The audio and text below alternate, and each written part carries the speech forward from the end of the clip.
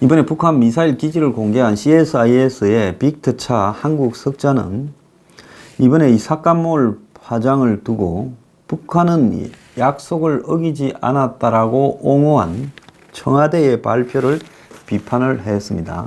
자기 트위터에 청와대 발표를 요약한 트윗글을 링크하고 한국이 어떻게 북한의 비공개 미사일 기지를 변호할 수 있느냐, 가짜 외교를 위해서 이렇게 적었습니다. 그러면서 유엔 안보리 결의안을 읽어봐라. 모든 북한의 탄도미사일을 금지하고 있다. 어떻게 북한의 무기 소지를 한국이 합리화할 수 있느냐, 이렇게 말을 했어요. 자, 빅터차는 TV조선과의 인터뷰를 통해서도 한국 정부가 북한의 행동을 변호하는 것을 솔직히 우스꽝스럽다고 여긴다, 이렇게 말을 했고요. 삭감몰 미사일 기지에 대해 정부는 알았을지 몰라도 한국의 대중들은 모르고 있지 않았느냐. 정부가 알고 있으면서도 조치를 하지 않았다면 그냥 덮고 넘어가겠다라는 뜻이냐라고 반문을 했습니다. 자, 이 청와대는 새로운 것이 하나도 없다라고 이야기를 하며 보고서의 출처가 상업용 위성이지만은 한미 당국은 상업용이 아니라 군사용 정보망으로 훨씬 더 잘 알고 있다. 그러면서 삭감몰은 단거리용으로 ICBM이나 IRBM과 무관화됐는데 이 말 자체가 제가 1, 2부에서 이야기한 우리한테는 문제가 되는 것이 단거리지 중장거리예요. 그런데 단거리용이라서 문제가 안 된다고 말한 문재인은 이 탄핵감 아닙니까? 청와대 이 말을 한 대변인이나 이런 작자들을 전부 지금 끄집어내놔야 되지 않겠어요? 이 간첩들입니까? 이해가 가지 않는 부분이죠. 자, 그러면서 뉴욕타임스가 북한의 태도를 기만이라고 말한 데 대해 한국의 청와대가 북한이 약속을 안 했기 때문에 기만이라고 표현을 쓰는 것은 적절하지 않다고까지 이야기를 했습니다. 자, 그런데 지금 이 문 정권이 트럼프를 데리고 이런 식으로 얼마나 갈 수 있겠느냐. 저는 오래 가지 못한다고 봅니다. 이제 미국 내에서 트럼프에 대한 본질적인 문제 제기에 대해서 들어갔습니다. 저 사람은 본인이 가지고 있는 그나마 자신의 한마디로 임기응변, 굉장히 능수능란한 임기응변이 이제 한계에 왔다고 저는 보고 있습니다. 그래서 지금 트럼프 행정부 내에서도 켈리, 매티스, 펜스 이런 사람들이 지금 트럼프를 강하게 견제하고 있고 트럼프가 지 똘마니 폼페이오 하나 데리고 북한과 딜을 치려고 하고 또 무슨 조윤재 주미 한국 대사는 곧 고위급 회담이 시작된다라고 말을 하고 있지만은 제가 볼 때는 머지않아서 미국 회담 진행 자체에 대한 미국의 민주당의 본질적인 문제 제기가 시작될 거라고 보고 있습니다. 아마 1월 말쯤 가야 미국의 새로운 의회가 출범이 될 건데요. 자기 하원의 외교위원장으로 거론이 되는 민주당 소속 엘리엘 엥겔 의원이 미국 비핵화 협상에 대해 트럼프 행정부가 정기적으로 의회에 진행 사항을 보고하라고 요구를 했습니다. 어제 그는 트럼프에게 보낸 서한에서 트럼프 행정부와 하원 간에 소통이 없다. 미국의 주요한 안보 이슈에 대해서 하원 외교위와 정기적으로 의사교환을 하는 것이 필수다. 그러면서 협상팀의 핵심 인사들이 이산가족 재상분과 같은 인권의 진전, 미국 협상 상황에 대해서 정기적으로 의회에 보고를 하라고 이야기를 하고 민감한 기밀사항도 빠지지 말고 보고하라면서 폼페이오가 특히 보고를 해라고 말을 했습니다. 그래서 이제는 내버려 두지 않겠다라고 이야기를 하고 인권 차원에서 이산가족 상봉 문제가 미국 협상에 가장 위에 올라가야 될 것 아니냐고 말을 했습니다. 그런데 정작 지금 북한하고 협상을 담당하고 있는 폼페이오 미국 국무장관도 7월 달에 상원 외교위에 출석을 해서 다수의 유엔 안보리 결의는 북한의 대량 살상 무기와 탄도미사일 프로그램을 제거하라고 요구하고 있고 법적 구속력이 있다며 이런 걸 할 때까지 제재를 유지하겠다 이렇게 말을 했습니다. 그런데 한국 일각에서 탄도미사일 중에 중장거리와 단거리를 분리해서 접근해야 된다고 말을 하는 사람이 있어요. 당장은 핵물질, 핵탄두, 그리고 이동식 미사일 발사대, ICBM에 집중하고 그 다음에 나중에 탄도미사일 전반으로 협상을 넓혀가야지 아예 그러지 않고 단거리까지 다 이야기하면 북한이 협상을 거부하거나 판을 깨서 그래서 미국도 ICBM이나 이동식 미사일 발사대, 핵 이런 것만 요구하고 있다. 이렇게 말을 하고 있어요. 그렇지만은 미국에도 지금 원론적으로 이 강경파들은 모든 탄도미사일 전반을 다 제기하겠다라는 말을 지속하고 있습니다. 볼턴도 지금 이 북한의 사거리와 상관없이 모든 탄도미사일 이 발사나 이런 것들을 해서는 안 된다라고 이야기를 했어요. 미국 국무부도 역시 똑같은 입장이에요. 자, CSIS의 빅터 차도 결국 안보리 결의는 북한이 어떤 탄도미사일도 개발해서는 안 된다고 금지하고 있는데 북한이 이를 무시하고 미사일 기지를 신고하지 않았다는 거죠. 그래서 북한은 풍계리, 동창리 이런 영변을 패키지로 묶어가지고 비싸게 팔려 하지만은 이것보다 더 많은 숨겨진 20개나 되는 또 다른 기지가 있다. 미사일이 핵이 필요 없으면 그게 무슨 의미가 있겠어요? 그냥 포탄밖에 안 되는 건데 뭐 하려고 그 비싼 폭탄을 만드는 거겠습니까? 그래서 북한이 미사일을 개발하는 것은 그 미사일에 핵을 얹어야 비싼 가격이 되는 거지. 그냥 재래식 탄두를 얹어서 쏘면 포탄인데 비싼 포탄일 뿐이라는 거죠. 그러지 않습니까? 북한이 방사포, 장사포 있는데 뭐 하려고 이 미사일, 단거리 미사일을 이렇게 많이 소유하고 있겠습니까? 결국 여기서 중요한 것은 미국의 트럼프가 어떻더라도 미국의 북한을 적당히 따둑거리고 그냥 적당히 쇼만 ICBM만 없애고 이동식 발사대만 없애고 핵 몇 개만 없애는 척하면 나머지 핵은 그냥 숨겨놓고 인정해주고 그 다음에 북한의 단거리 미사일도 인정해주고 넘어갈까봐 일본의 아베가 저렇게 강하게 그래서는 안 된다고 이야기를 하고 있는 거 아니겠습니까? 그럼 일본이 그런다면 일본보다도 더 심각한 북한이 먹으려고 하는 당사자, 북한이 일본까지 먹으려고 해요. 일본에 대해서는 주일 미군에 겁준다고 저럴 뿐인 거지요. 북한이 일본 먹는다고 누가 그걸 생각할 수 있겠습니까? 북한이 죽으려고요? 일본도 군사력이 만만치 않습니다. 그러면 북한이 저러는 것은 직접 먹을 수 있는 대상은 한국밖에 없다는 거죠. 미국도 북한이 무슨 쏠 수나 있겠어요? 일본을 먹을 수가 있겠어요? 북한이 저러는 거는 한국은 직접 먹으려고 저런다는 겁니다. 그런데 한국은 단거리 미사일은 나중에 하자고. 우리는 알 바 없다. 이게 좀 미친놈들이 아니면 어떻게 이럴 수 있냐는 거죠. 자, 미국에서도 지금 트럼프의 이런 대북 협상 태도에 대해서 원칙도 없고 비핵화도 안 되는 거고 결국은 북한에 끌려가다가 기술이 훨씬 업그레이드 된 북한이 마침내 어느 순간에는 이제는 감당이 불가한 상태로 나타날 수 있다. 저런 식으로 자꾸 뭐가 되듯 시간만 끌고 가는 거는 트럼프 개인한테는 북한이 미사일 발사하고 핵실험만 안 한다면 좋을지 모르지만은 그거는 대통령이 눈앞에 적극적인 위협을 한마디로 보자기로 가지고 없다고 하는 거하고 똑같은 거다. 이런 시각에서 바라보는 사람이 굉장히 많습니다.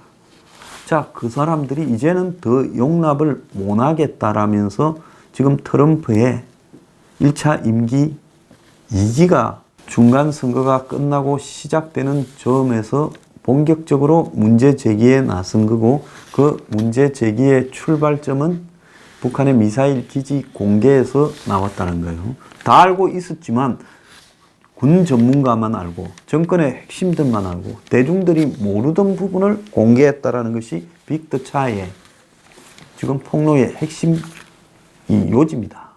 자, 그러면 트럼프는 지금 북한과의 현재처럼 적당히 시간을 끌어가려고 하는 협상이 점점 더 어려워질 거고, 지금 민주당에서는 그래도 상당히 온건파에 속하는 펠로시 하원 의장을 이렇게 교체하자라는 움직임이 민주당 내부에서 강하게 나오고 있습니다. 그래서 민주당은 아마 트럼프의 대북 협상 전면에 대해서 곧 브레이크를 걸 거라고 보입니다. 그리고 공화당 안에서도 브레이크가 걸리고 또 미국의 행정부 내부에서도 브레이크가 걸릴 거라고 보고 있습니다. 자, 그렇게 되면 궁지에 몰린 트럼프가 어떤 선택을 할까요? 이제는 한국의 문한테 쏘갔다라고 이야기를 하는 시기가 곧 올 거라고 저는 확신을 합니다. 이제 그렇게 되면 문이 트럼프한테서 잔인한 보복을 받게 되는 상황이 올 거예요. 트럼프는 자기 나름대로 자기가 지금까지 북한에 대해 취해온 유화적인 태도를 강경으로 바꿀 때는 왜 강경으로 바꾸는가? 그럼 지금까지는 왜 그랬는가에 대한 설명할 수 있는 명분이 필요하잖아요. 그 설명의 명분이 지금 한국이 북한에 대해서 가장 당사자국인데 이 한국이 나한테 그러는데 내가 뭘 어떻게 할 수 있었겠냐? 나는 한국의 문한테 쏘갔다. 이렇게 이야기를 하면서 이제는 문이 이야기하는 북한의 비핵화, 무슨 종전선언, 대북 제재 완화, 이제 염증이 난다. 더 이상 들어주지 못하겠다.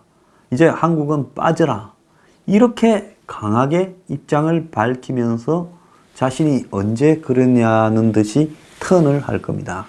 이제 그때가 어떤 때냐? 제가 한번 오지게 바가지를 쓰는 순간이 올 거라고 이야기를 했지요. 그때가 바로 트럼프가 180도 선회할 때가 이제 바가지를 쓰는 순간입니다. 어떤 분이 저보고 세컨더리 보이콧 가능성이 있느냐, 뭐 본인은 별로 없다고 본다. 그게 언제냐면 이렇게 이제 트럼프가 문한테 책임을 전가하고 방향을 돌렸을 때 한국이 어긋나기 시작하고 지금처럼 이렇게 계속 가면 그때는 세컨더리 보이콧을 얻어맞을 수가 있지요. 자, 이런 상황에서 지금 한국에 와 있는 지금 주한미군 사령관과 대사를 좀 주목해 봐야 돼요. 자, 지금 한국에 이번에 온 로버트 에이브럼스 장군은 사성 장군입니다. 아버지와 형제 간의 별 숫자가 13개입니다.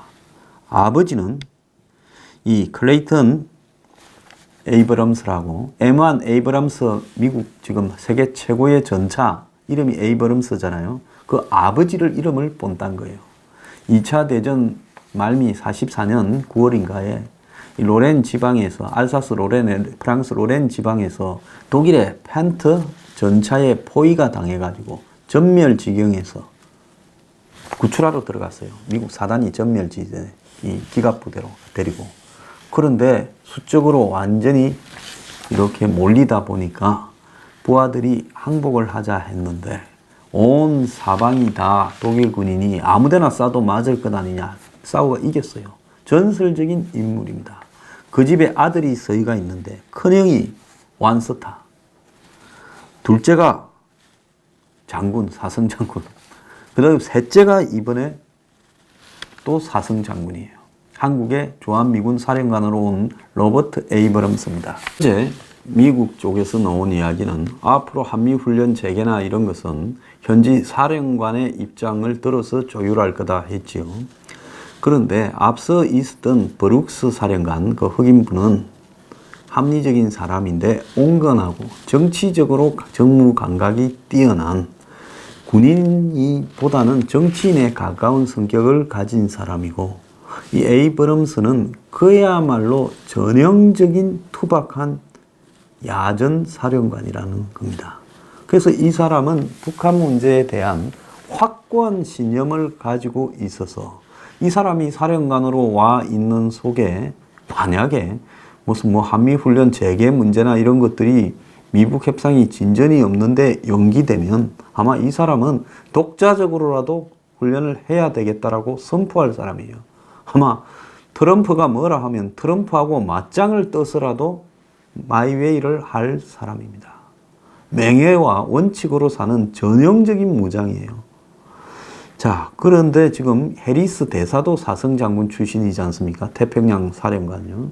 자, 호주 대사로 가려다가 폼페이오가 보냈는데, 이 해리스는 이제 잘 아시다시피 아버지는 미국 사람이고 엄마가 일본 사람이죠. 그래서 본인의 그런 어떤 부분 때문에 그러는지 좀 한국에 와서 소극적으로 임하다가 최근에는 좀 적극적인 발언을 하려고 하고 있는데요. 문제는 뭔가 하면 지금 이 주한 미 대사관에 근무하고 있는 이 지금 미국의 직원들이 솔직히 말하면 제일 지금 삼류가 주한미 대사관이 되어버렸습니다. 그 해외 근무지 중에요. 출세하려면 일본에 가야 돼요. 아시아에서.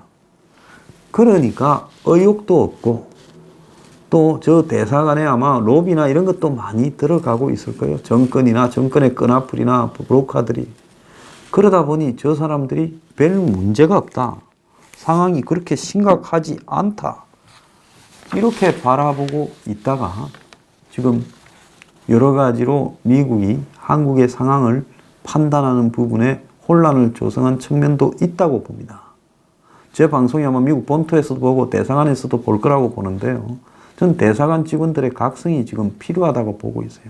트럼프가 한국의 상황을 제대로 보고받고 있지 못하다. 얼마나 한국이 친북 주사파에 의해서 급속한 작용화가 되어가고 있는가는 여기 상수동에 앉아있는 저보다 광화문에 앉아있는 미국 대사관 직원들이 대사관 앞에서 벌어지는 주사 종북들의 활개와 김정은 칭송위원회, 김정은 각하 나으리 빨리 한국을 친히 방문해 주십시오 하는 이런 부분에서 더 잘할 수 있을 거라고 보고 있습니다. 그래서 이 지금 미국 내부에 벌어지고 있는 북한을 둘러싼 강온파의 싸움은 미국의 대북 원칙주의자의 승리로 곧 끝날 거라고 보고 있고요.